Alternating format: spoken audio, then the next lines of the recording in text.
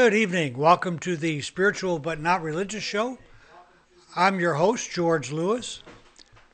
I've got a great guest lined up tonight. But before I talk to you about tonight's guest, let me tell you about next week's guest. I have Deborah Kruger wrote a book called Let's Play Gratitude with Life's Sticky Issues.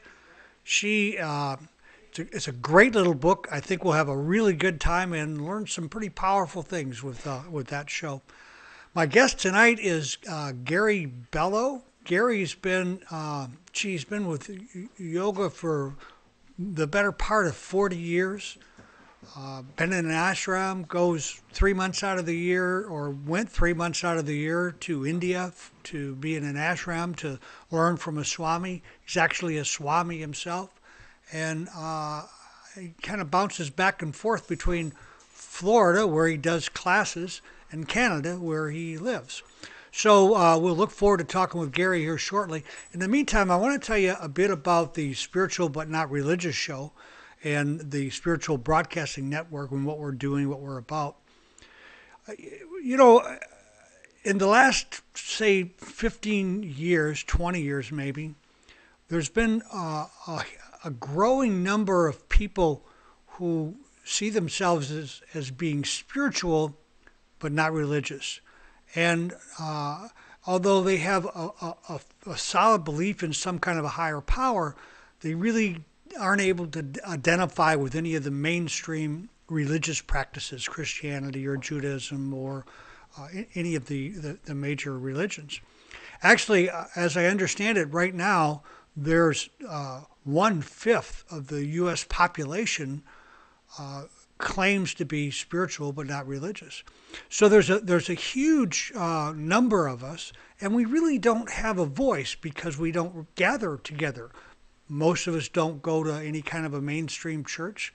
And so the purpose of this show was to bring you the many diverse voices, because that's one of the great things about being spiritual but not religious is our diversity, and bringing you those voices. In the Spiritual Broadcasting Network, we'll be bringing you more shows in the similar vein to this show in the very near future.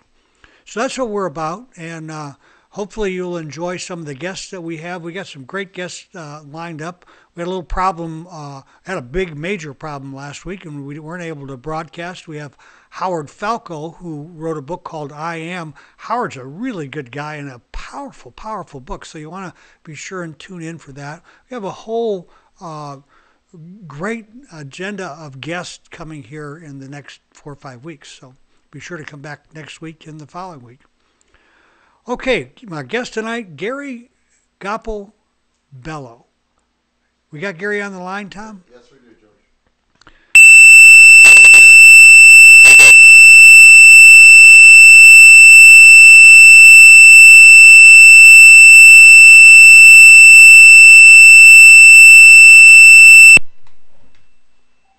Gary, you still there? Ooh, wow. Well, it looks like we might have lost Gary. We lost Gary? Yeah, I'm going to get him back. All right.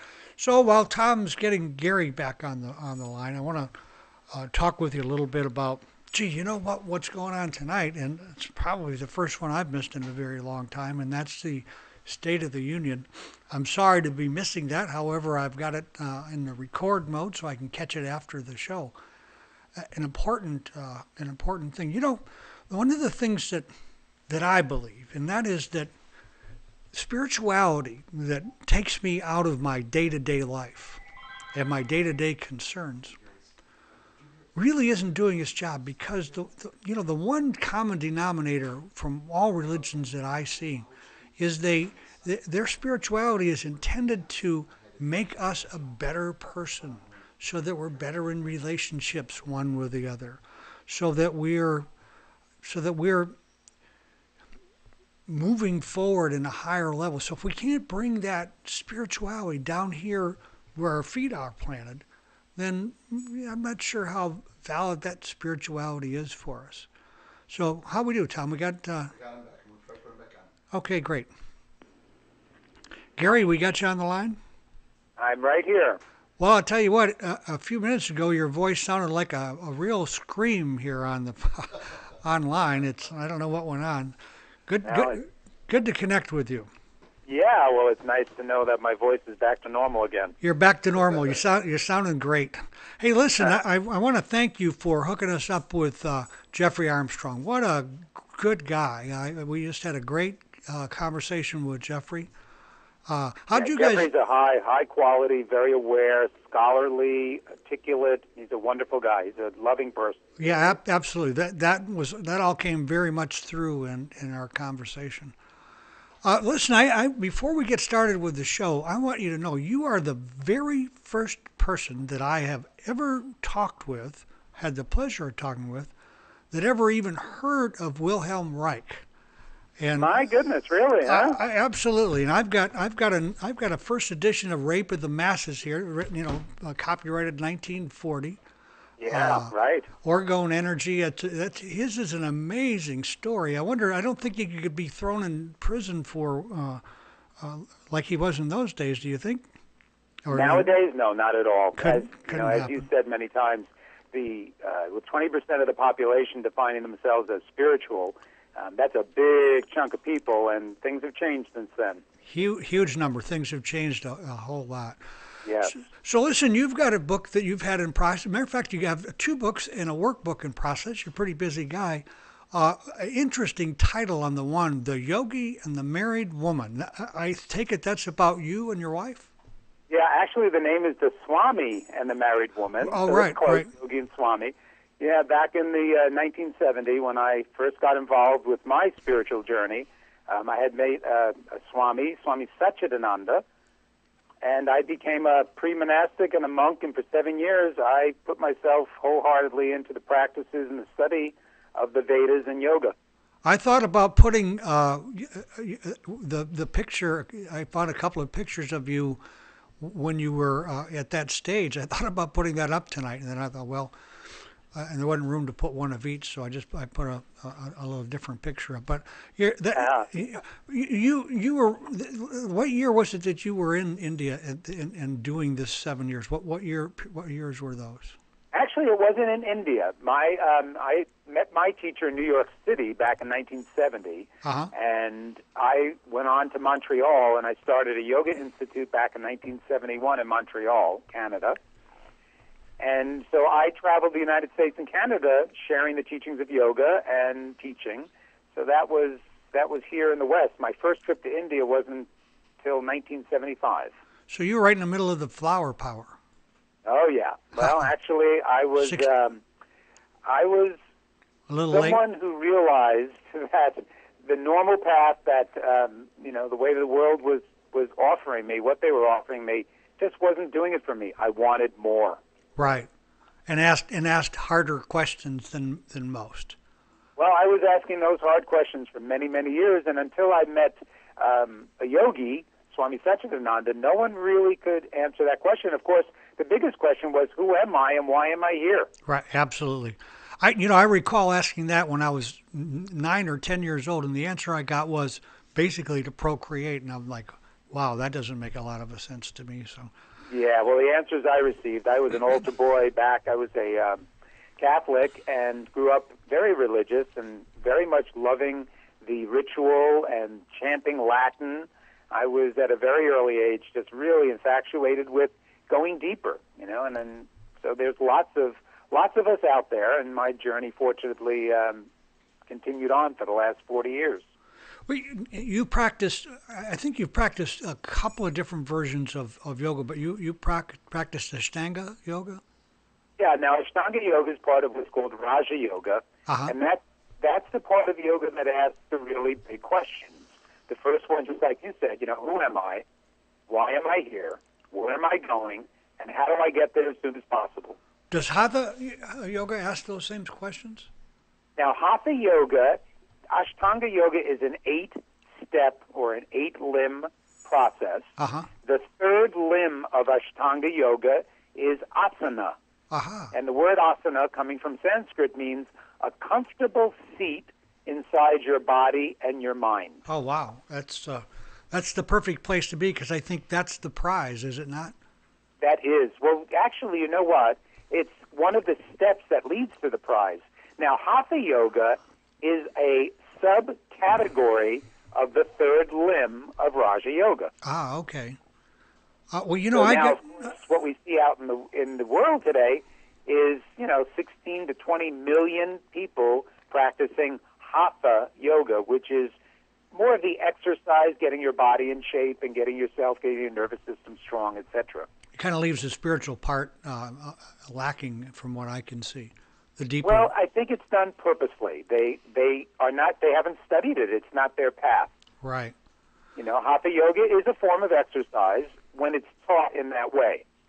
Well, what's interesting to me when I look at this popularity of yoga, Gary, is I think back to Maharishi Mahet Yoga, that's when I first learned meditation, was back I don't know, 65, 60, somewhere in there, 67. Late you've 60s. been doing this a long time. Well, yeah, well, like you, I've been doing it for a long time, and back then that whole concept, except for the Beatles, was that was of the devil, and anything from the East was verboten. It was bad news. It's come quite a ways since then, and I think that brand of meditation has helped to popularize this and bring this East meets West together. I agree with you. And back in those days, Hatha Yoga was practiced so that we can calm our mind, make our bodies healthy, and with a clear mind, which is a big part of yoga, we were then able to serve and to help others. So a good deal of what yoga is about is making this a better planet to live on. Well, you see we lost you on the phone. That's one of the things I was talking about, and that is that, spirituality that doesn't meet the road here as far as our humanity is concerned, and make us realize that we're one and serve others and help one another, I think it would miss the mark completely. I would agree with you 100%. For me, this is my own personal experience, but for 40 years, the way that I've studied yoga is that we are one family. Yoga comes from the Vedas.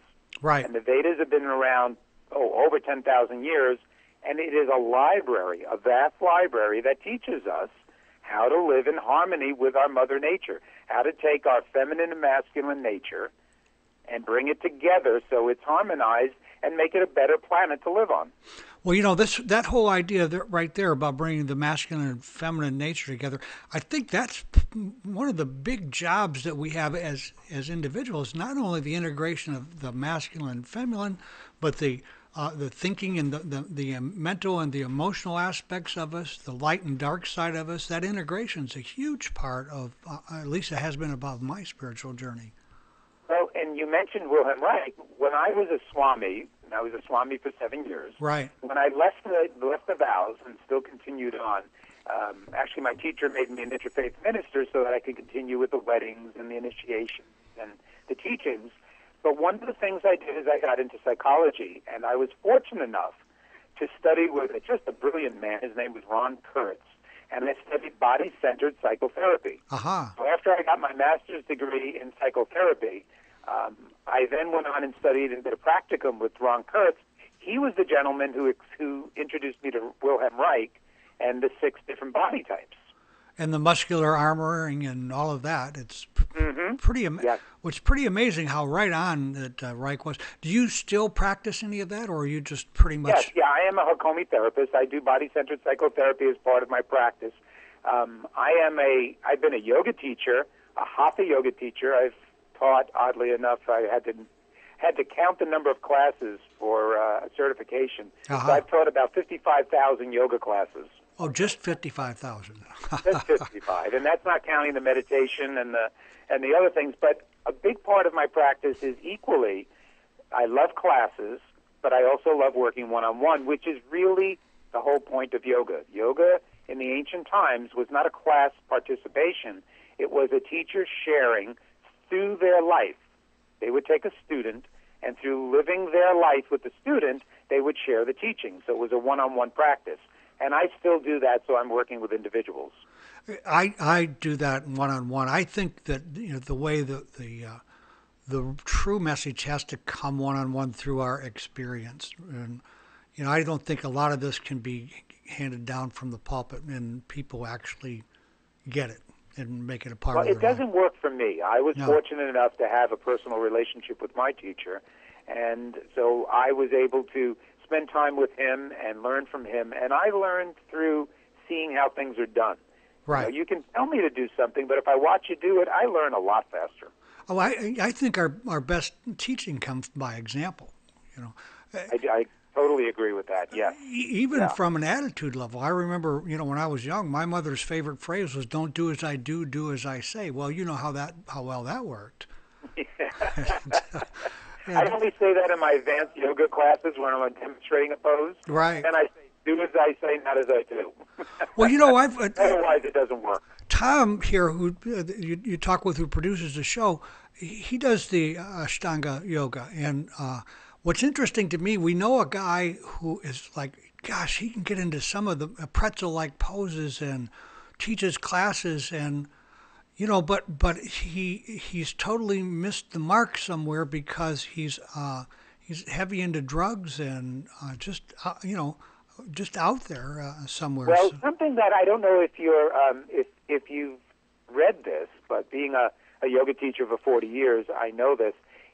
Sometime in the early 1900s, one of the Rajas, the Maharajas in India, who had a very large school and was actually responsible for almost all of the yoga teacher training that was going on in India.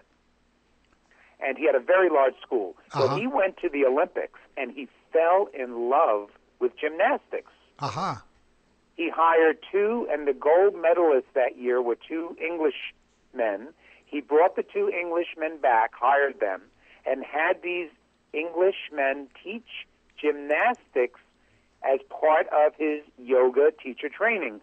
So what we have now, the lineages of yoga, specifically Bikram, the hot yoga, right. Ashtanga yoga, which, by the way, unfortunately, the word is now used to describe a strenuous form of hatha yoga, the physical yoga. Yes.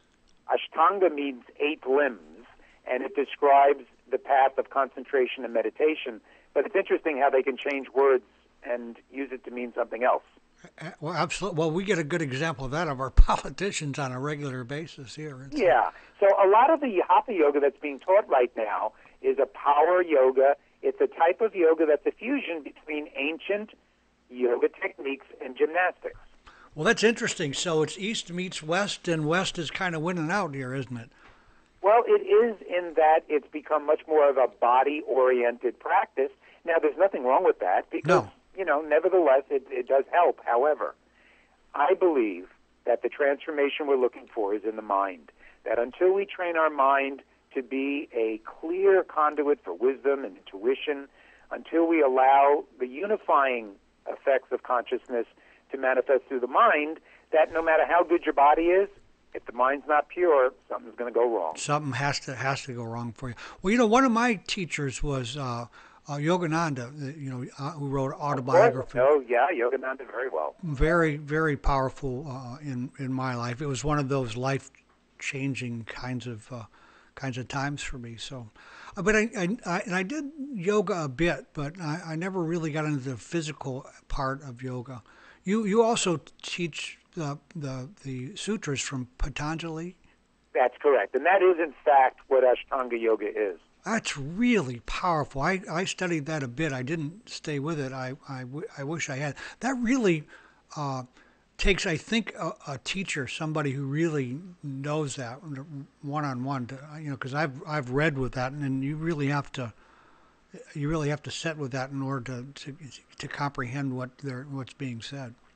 Yeah, and I think that goes for almost all of the spiritual, in all the traditions, that unless you have someone who has dedicated their life to it and has been taught by teachers before them, and they learned from those teachers, they applied it to their life, and they're a living example of the teachings working. Now, they'll be the ones who can best guide you with these teachings, and you're absolutely correct. You cannot get this from a book, and you can't get it just from a group class. It very much needs a personalized, individual approach with this work. So Gary, why do you teach yoga? Why do you actually teach it? Because you could practice this and not teach yoga. Why do you teach it? Why do you teach yoga? Well, yoga is the word that the word itself means to unite, to bring together. Aha. So the word yoga is a general term that means everything we do to create unity and to let all the parts of us work together. So when I first started yoga, that was back now when I was 20 years old. I'm 61 years old now. Right. My life was in shambles. And I was absolutely confused. I had just been court-martialed because I refused to take my platoon into battle. I had an awakening where I realized I couldn't kill anyone. Good for you. A you. bad time to get awakened, but that's when it happened, when I was a lieutenant in the Army. I went through a pretty rough time, so by the time I got out, and I was honorably discharged, by the time I got out of the Army, I couldn't get into law school, and I met a woman who was 67 years old. Her husband was 75. They had been doing yoga for 40 years, and when I met them, I was so enamored with them and so impressed with the integrity in their life that I asked them, what is it that you do? And now, they could have been doing anything, and I would have followed it, honestly. Right. Just that impressive to you. They were that impressive. They were that pure. They had been practicing yoga for 40 years. Uh-huh. So they introduced me to it, and as soon as I got involved, what I realized was it was an ancient practice. It's been around for thousands of years. It didn't have the dogma. It didn't demand that you believe anything. Right. It approached it in this way. You are an individual.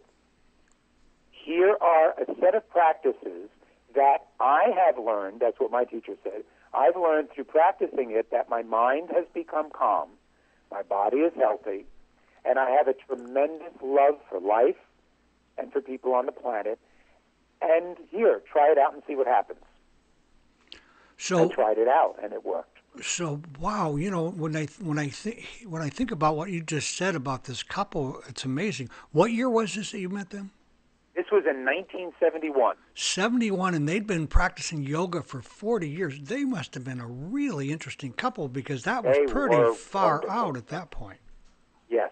I mean, that was really you go back from that to when they started must have been what, the 30s, 40s, something? Yeah, it would have been, probably, let's see.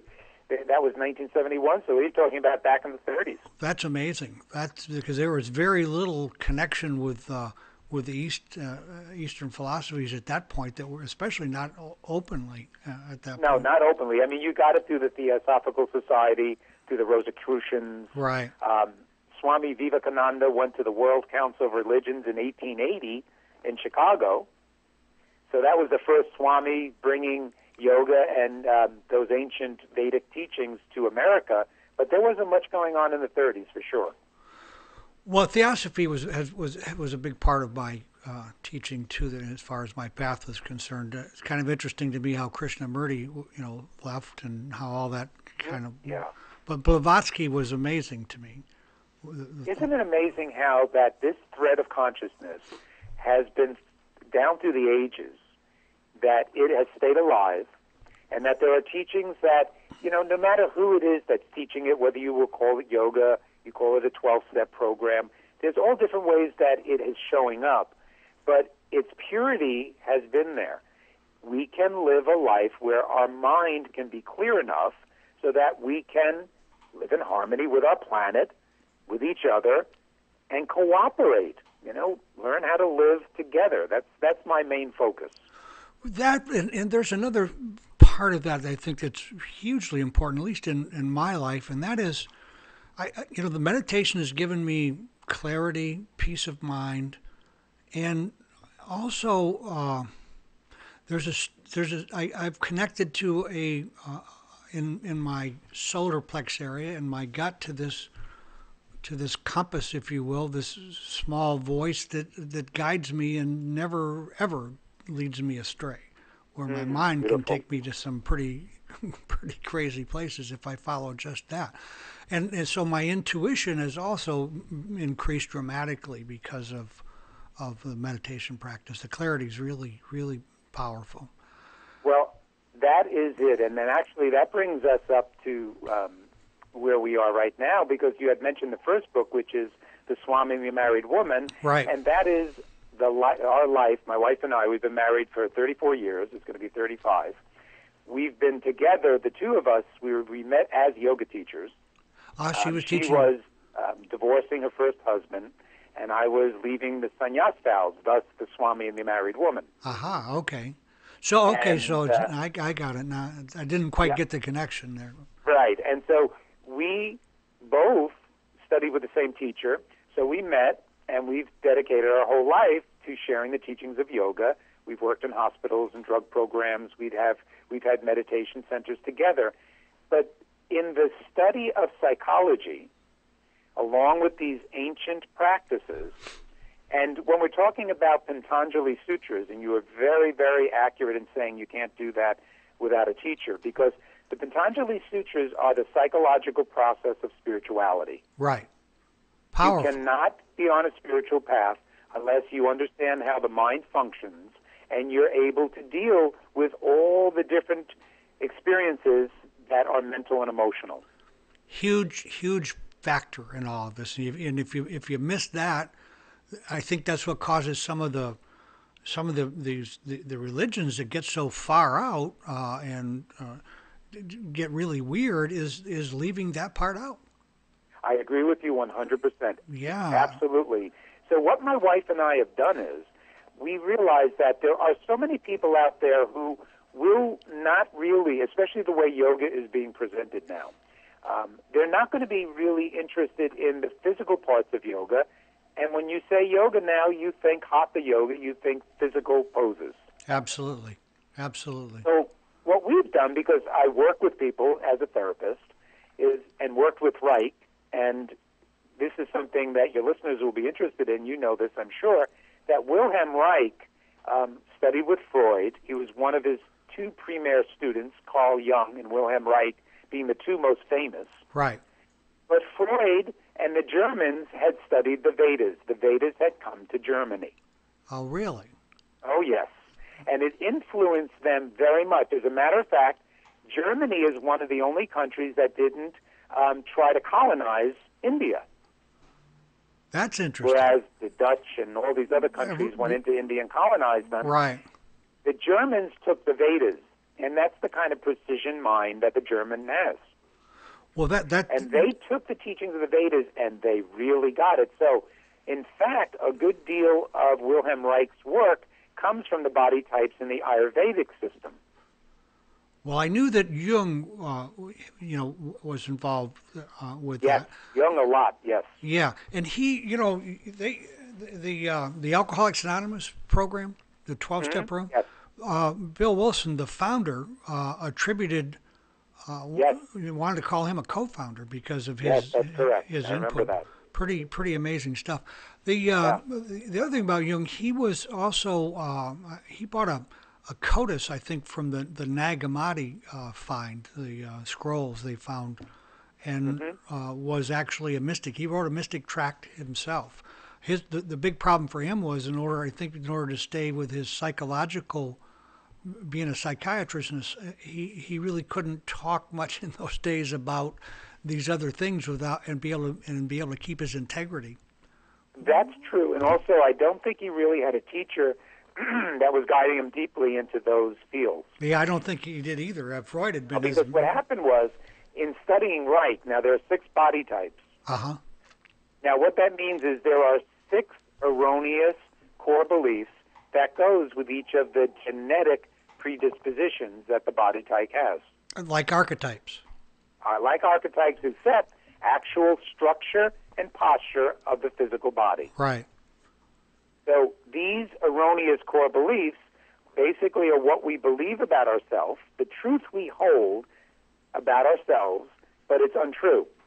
It's dysfunctional. For example, one of the erroneous core beliefs is there's no one here for me. Right. I'm all by myself. I'm all by myself. Now, when that's activated, you can have the most loving partner, the most loving parent, but you will not experience it because your filters won't allow that to come through. You claim lay claim to one of those called "I can do it myself," huh? That's correct. That's called a self-reliant body type. Boy, I am definitely there with you on that. I spent years that way. It's and what a job. Oh, that's interesting, mine. I did also. Yeah, it's just caused me no end of grief, and the people around me no end of grief. Well, what happens when we disconnect from our true divine nature is that it's set up in such a way that an alarm system goes off. The alarm system is the feeling that something's wrong. Right. Now, 4 things happen when you disconnect from your divine nature. One of the things, and this is, by the way, from the Patanjali Sutras now, one of the things that happens when you disconnect from your divine nature is you immediately feel alone. Not all one, like the spelling of the word, but alone. Right. The second thing happens is because you had this feeling of separation, you began looking for something to feel better, and we call that desire.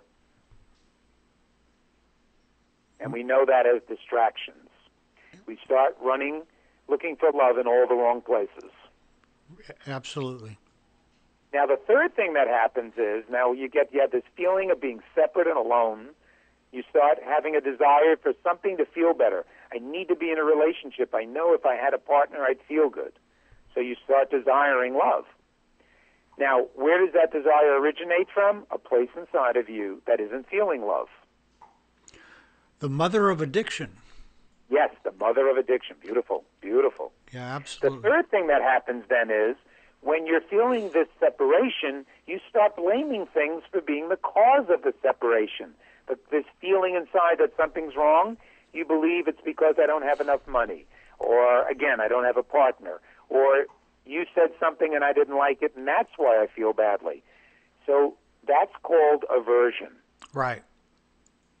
Then the fourth thing happens, and we see this in our society right now, and my heart goes out to all those people who are frightened, because the fourth thing that happens is you're not feeling secure, you're not feeling taken care of, you're not feeling like you control your destiny, and what happens is you start feeling very frightened. Those 4 attributes were discussed thousands of years ago as the characteristics of the human mind, what the mind experiences when it's no longer connected to its divine, immortal nature. Well, Gary, what's interesting to me when we look at these kinds of wisdoms is that we think that we're so smart because we're technologically advanced, and that they were somehow or other, less than. But boy, to have known all of that back in those early stages was very, very powerful, and tells me they had to have been connected with some kind of a wisdom source to come to understand. Wisdom source for sure. Yeah. There's amazing things that have come from these ancient cultures. I mean, even in our own traditions, look at our First Nations peoples. Look at their understanding of the relationship to Mother Earth. Look at their understanding of how we should act to each other on the planet. We can be so inspired to rethink the things we've been taught just by looking at these ancient cultures. Absolutely. I'll tell you what, you teach a class that called, I believe you call it, Learn the Practical and Relevant Truths About How to Live Successfully in the World. Am I right? That's correct, yes. I would really like to focus on that concept tonight, Gary, because I think that, that whole idea is really important and something that our viewers can take to the bank, can take home with them and be able to use. Well, that leads us to the conversation, and I appreciate that you're tracking that so well, because our book, the one book that we just mentioned, that's just a memoir. But our real important book is the one we're doing called Enlightening Moments. What my wife and I have done is taken these ancient teachings and not teach it as yoga and not go into the Sanskrit and all of these ancient sutras, because it takes a long time to learn that. Absolutely. Dedication. So what we did was we put them into a series of relationship tools that can be learned by anyone, but they have the essence of these ancient teachings in it. So we are now traveling Canada and the U.S., teaching our enlightening moments, relationship tools to people, which is what the book is about. And what these tools are is how to deal with the mind when we get upset. There needed to be, we believe, because we've been working with people all these years, that these teachings are good, but they're not relevant. Yeah, absolutely. If I'm getting upset with you because you're leading the interview in a way and I don't want it to be that way, and I'm getting upset, I have to be able to recognize I'm upset and realize that something's activated inside of me, and I have to be able to deactivate the upsetness. I have to have a method to get back into balance. So we designed a 5-step process that can deactivate the most upsetting emotional imbalance in 5 easy steps. Takes a lot of practice, no doubt about that. Okay, well, tell me, your wife has just really made you angry, and you're in the reactionary mode, just reacting. What do you do? Okay, step 1, I recognize that I'm getting agitated. I'm getting agitated. Right. What happens for most people is they're getting upset, but they don't realize that they're actually getting upset. Well, let me stop you for just a moment there. That's really key. Most people don't even realize that that's what's happening, and they start seeing that they're right, and they start amping it up. At what point do you have to bring somebody before they can even want to use your tool? Well, the first thing we do is we kind of hook them in because we talk about how people right now are very frustrated with their life. Hugely so, yes. Yeah, frustration is out there. So what we did, one of our tools is exiting the frustration cycle. Uh-huh. So here's how we teach that. And that's a very good question, by the way, because, you're tracking it perfectly. Once you're frustrated, why do people think they're frustrated? Let's use the example of, your partner gets you upset. So you think you're upset because of something the partner said, right? Right. So the first thing what we do is train people to see, okay, what's the situation? My wife said, did you follow through on that phone call that you told me you were going to do? Now, when she says that, something gets activated inside of me and I get upset. And so in getting upset, I don't recognize it. So I think that the reason I'm upset is because my wife just questioned me. Right. My story is my wife is criticizing me. That's my story. So the first step is when you're upset is separate your story from the situation. You got to see where those are two different things. Remember Dragnet where they talked about the facts, ma'am, just the facts. Just give me the facts. Mr. Jack Webb. Yeah, Mr. Jack Webb, you remember. Absolutely. All right, so when we're upset, what we have to do is realize what is the situation and what's my story about that situation. Now, in doing that, what you're going to find is you're at a crossroads.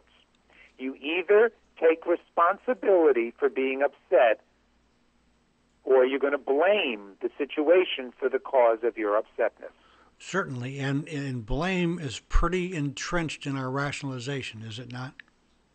Well, yes, unfortunately, because if you stay with blame, you have to make the situation, in this case, my wife, wrong. Right. And that doesn't feel good. Feels lousy for both people. It feels lousy. So then what happens next is, instead of exiting the frustration cycle, I'm feeling badly. Maybe I even convince my wife she is wrong, right? I'm that kind of strong personality. I'm sure. My wife's a loving person. She says, listen, okay, I'm not going to fight with you. All right, I did it. I'm sorry. I apologize. But it still doesn't feel good. Right. And somewhere And deep. then the next thing that people have to do, because they're not really taking responsibility, is they have to distract. They have to find a distraction. Now you've got your addictions. Right. Now you go to the fridge and you get something to eat. You turn on the TV. You hug your wife and you have sex. You have a drink. You go out and have a drug. you do something to cover over this yucky feeling inside. Because somewhere inside you know the truth. Because somewhere inside you know the truth. Now, this distraction does nothing to transform your relationship with this feeling that's inside of you. The situation was the catalyst for this emotional upset. The situation was not the cause. Now, when someone realizes that, that's a huge shift. So that's how we train people in our workshops. We train people to begin to realize that when they're upset, they're usually going to blame the situation. Nothing ever gets resolved. And so they have to then make themselves feel better somehow. And my goodness, look at our world. Our world, especially here in the United States, is based on distraction. Absolutely. And come to this realization that nobody is responsible for upsetting me, that I'm the one who upsets me. That's correct. That's very hard to come to, and it's Well, often you know what? takes. It is hard to come to. You're correct, absolutely. However, Yeah. and I'm sure a lot of your listeners understand this, there are some of us who have done this long enough and we're frustrated because, as Einstein said, we're using the same old techniques expecting different results. And also using the same mind to try and change the mind. So Beautiful, yeah. That's very, if next to Yeah. impossible. There's a saying, Abraham Maslow, who's a humanistic psychologist, Yep, very familiar. up with the hierarchy of needs. Yep. And when I did my psychotherapy training, I loved this one. Abraham Maslow said, the mind is like a hammer, and every problem is going to look like a nail. And absolutely does. And you just pound away at things when you shouldn't. There's a fly that's on your window, and you take a hammer and you smash the fly. Well, good going, because you just destroyed your window. There are people who are realizing, I'm frustrated. I need another way of looking at life. They're actually tired of blaming other things for being the cause of their problem. Then they're ready for our 5 steps. Because the 5 steps are quite simple. When you get activated, you take responsibility. I'm upset. I'm upset. Right. The situation is the catalyst. My wife is not the cause of my upsetness. My wife and I, when we were married 34 years ago, part of our wedding vows was that we would take responsibility for our own balance. So let me ask you, you've been married for how long? 34, 35 years, something like that? Yeah, going on 35. So tell me, in that 35 years, have you ever been separated? We almost were foolish enough to get separated. And circumstances absolutely refused to put up with our ignorance. And so the answer to the question is no. Good for you. Because I think it's staying power and a willingness to change and meet somewhere in the middle is huge in relationships. Well, if you remember, I took vows to be a monk. Right. I took those vows very seriously, and it took my teacher a year to counsel me because he was the one who had to actually convince me to leave the vows. Oh, really? Yeah, because when I take a vow, I stay focused on it, and I follow through on it. Come hell or high So when water, I right? took those vows to get married, now that doesn't mean we haven't had rocky times, as I'm sure you can well imagine. Oh, for sure, yeah. Yes. We definitely had unconscious moments in our life. However, we did stay with it. That's how we came up with our relationship tools. And now we've reached that romantic stage of the relationship again where we just can't get enough of each other. It's so wonderful. But that comes through hard work. I watched my sister, who was married, 40 years. And her husband died here just about a couple of years ago. That's tough. Oh, it's very tough. And I watched her go through periods, Gary, where she just dearly loved him and her romance was high, to times where she hated him and stayed, Very, very powerful. Yeah. So Well, go ahead. Yeah, so once you take responsibility for your upsetness, Uh-huh. all right, the next step after that is start recognizing the patterns when you get upset. This is a really powerful step. When each of us get upset, we have a pattern. It's a pattern of avoidance, but it's a pattern of trying to deal with the upsetness. For example, everyone knows their comfort food. Right. Right? Eggplant parmesan. That's my comfort food. And usually have it fairly close at hand. Yeah. Well, yes. So if I can't get that, a chocolate chip cookie will do also. Just one? But there's definite patterns. Right. So the second step to our process, the first one is getting activated and taking responsibility for it. The second is an R, recognizing the patterns. Now, as soon as you recognize the patterns, that's where you can really, really see, wow, this really is about something going on inside of me.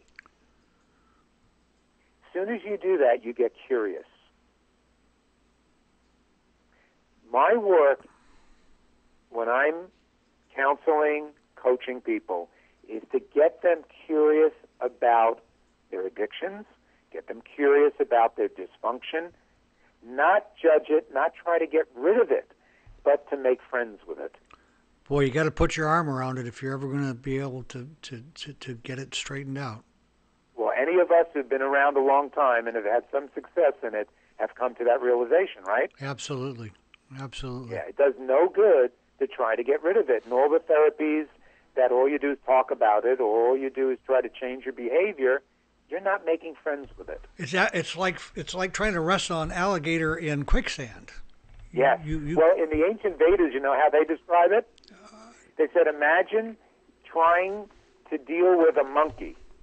And a monkey jumps around a lot, but not just a monkey. Then they say, try to imagine dealing with a monkey who has just drank and has just had a gallon of wine. Oh, wow.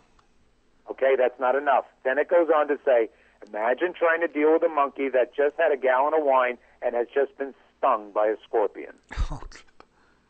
Yeah, you're right. There's no way you're going to win that fight. No, it can't happen. It can't happen. Well, the truth is that what we're really trying to get rid of is something that's inside of us, something that's hurting. Absolutely. Something that needs love, that needs compassion, that needs understanding. I see it like a little child inside of me. You know, I get petulant or I get out of balance, my blood sugar shifts, and all of a sudden I'm finding fault with my wife. Well, our deal with each other is, as soon as I point the finger at my wife, she smiles at me and says, so what's going on inside, hon? Well, you're right. It's absolutely childlike, isn't it? Yeah. It childish. sure is. Not childlike, childish. There's a huge... Yeah, childish. Yeah. So these tools, these tools that we've been sharing with people, they're simple, but they're relevant.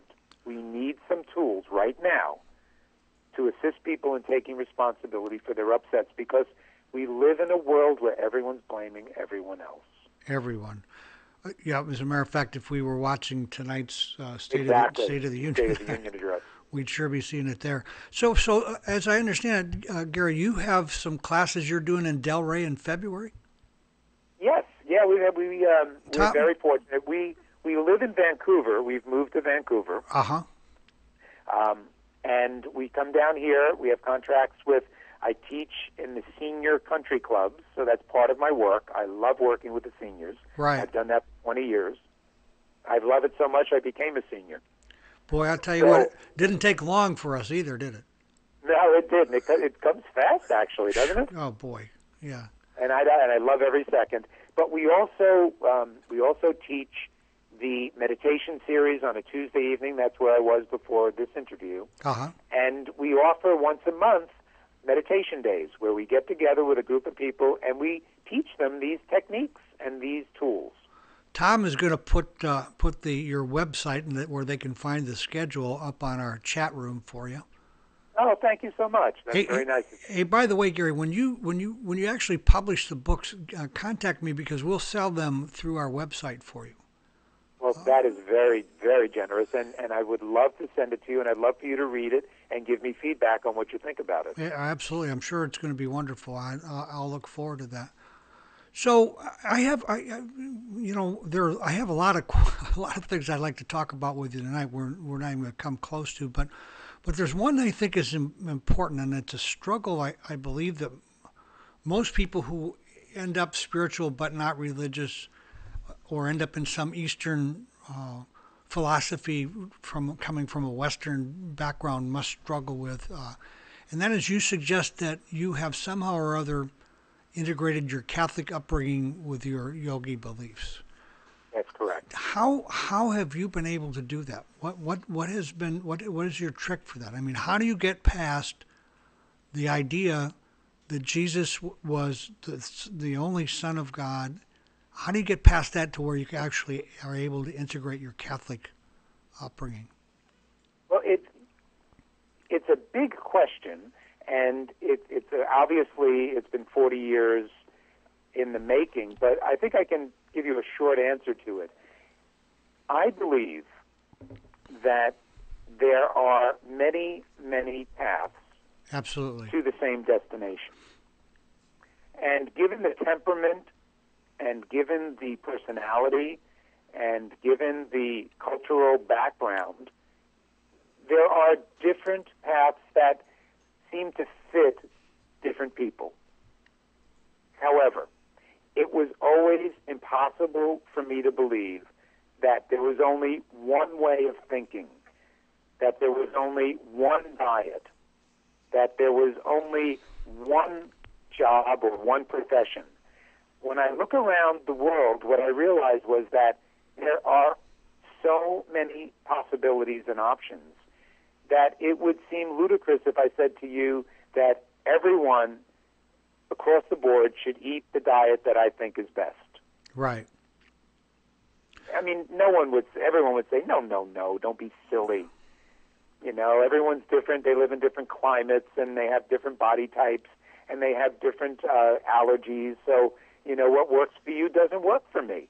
So they would have no problem saying that. I know that. Right. So for me, it was so easy to see that there is truth in everything that's great. So when I started studying yoga, which comes from the Vedas, what I realized was, you know, all the stories were very similar. Yes. Very similar. It's actually quite interesting that the traditions that I learned in Catholicism, which is 2,000 years old, but I began to see that, my goodness, look at this. They've using the same traditions as yogis were using 10,000 years ago. Right. There must be a universal truth. There must be something common to all of them. So when I was in college, I went to a Jesuit college because I was destined to be a priest. I was the oldest son in a Roman Catholic family. I had 20 cousins. I was the oldest boy. So I was going to be the priest. So I went to a Jesuit college, St. Peter's College in Jersey City, New Jersey. Uh-huh. And in studying my religion, Catholicism, I also studied Judaism, Islam, Hinduism, Jainism. So I started looking into other religions, and the Jesuits are very open that way. And in doing so, I realized we have a lot of many common points in all the different religions. That attracted me.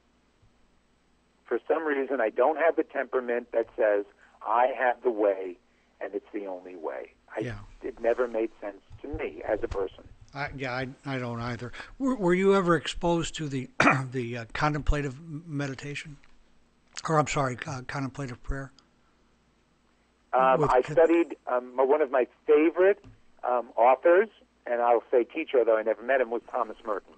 Merton was wonderful, wasn't he? I got several of first editions with Merton. Merton was. Oh yes, no, he was very influential, and to me, all of the great teachers are yogis because I don't use the word as a cultural word.